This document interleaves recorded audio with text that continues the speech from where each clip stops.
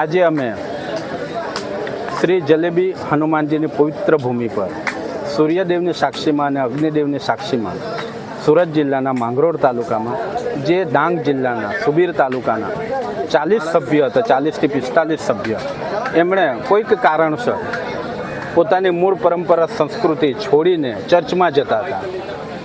તો એમને પોતાને હવે પોતે સ્વધર્મમાં પોતાની જે સનાતની સંસ્કૃતિ છે, જે પોતાના બાપ દાદાથી રીત રિવાજ પરંપરા સંસ્કૃતિ છે, એમાં ફરી પાછા આવી ગયા છે. એટલે એના માટે આ શ્રી જલેબી હનુમાનજીના પવિત્ર ધામ પર બધાની ઘર વાપસી કરી છે.